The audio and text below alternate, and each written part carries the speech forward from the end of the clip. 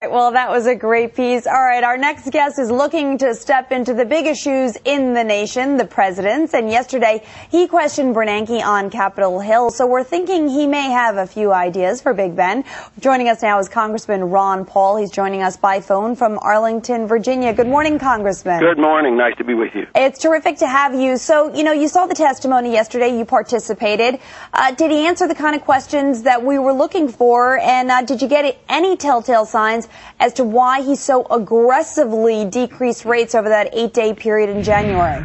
No, I think he avoided the point that I was trying to make is why is he not concerned about the value of the dollar, but he says that's the Treasury's responsibility, which is rather ironic. He's in charge of the money supply, and if you increase the money supply, you devalue the currency.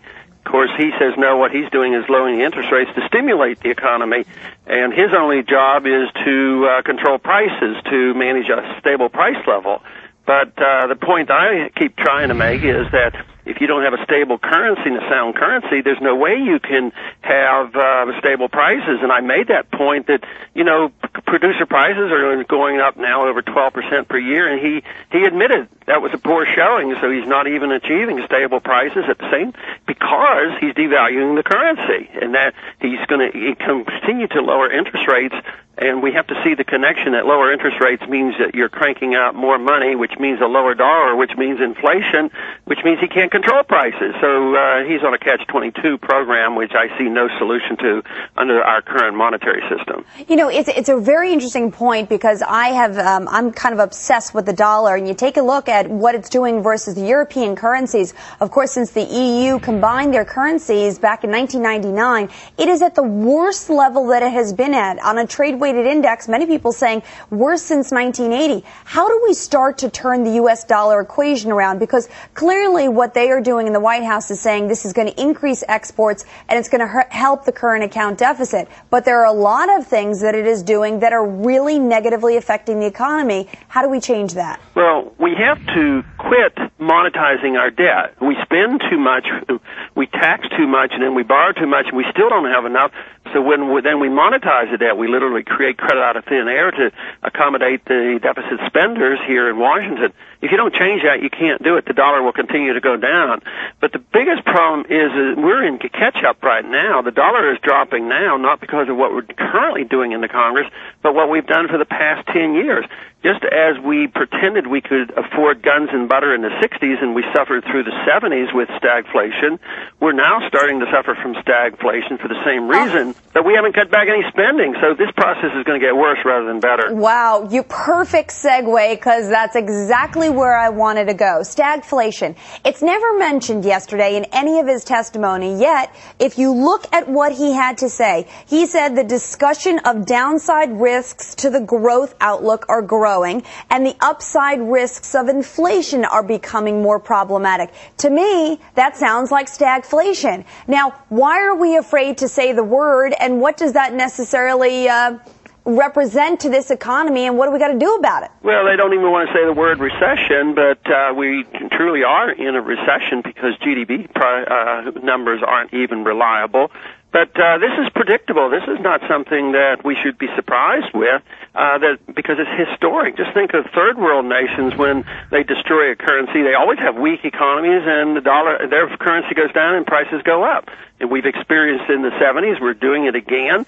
But if we're not careful, it's going to be a lot worse this time, because now we're in so much greater debt than ever before, and our productive jobs are overseas. So we've been dependent on a consumer-led economy from borrowed money. So we are not only going to have stagflation, we may have an inflationary depression, and it could be worldwide, because right now this economic and monetary system is more global than ever before. So just when our housing bubble collapsed, I'm even impressed with how much it affected foreign banks and the German banks. I mean, everybody's involved with these trillions of dollars worth of derivatives and housing security. So it's much bigger than anybody wants to admit. It's very interesting. You're the first person that I've talked to that has mentioned an inflationary depression. One of the fascinating things yesterday is you looked at that room and Bernanke's testimony. It was a pretty empty room, and yet people are voting and saying the economy is the #1 issue. So if it's an inflationary depression, it's a worldwide one. Tell me, or tell the American people right now, where is the glass half full? Well, completely so, and they don't talk about it because they're afraid they'll frighten everybody, so they're scared to talk about the truth. I mean, can you imagine if Bernanke would have said this yesterday? I mean, there would have been huge panic. But denying the truth is, very bad too. And then people think, oh, we're just half full and everything is going to get better. But I think we're in uncharted territory, to tell you the truth. I don't think we've ever seen a situation like this where the world has been engulfed with fiat currency. So, you mentioned the euro does much better than the dollar, but I wouldn't feel comfortable having all my savings in the euro. It's a fiat currency. They run a welfare state in Europe, and they're going to have inflation too. So in purchasing power, the euro will go down as well.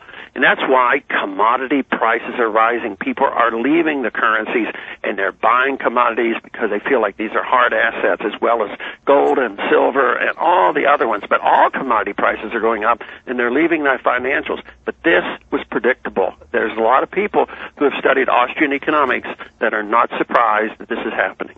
All right. Well, Congressman Ron Paul, it was a great pleasure. I'd love to have you in studio again or get you on the television screen. We appreciate you joining us this morning. Thanks for having me. All right.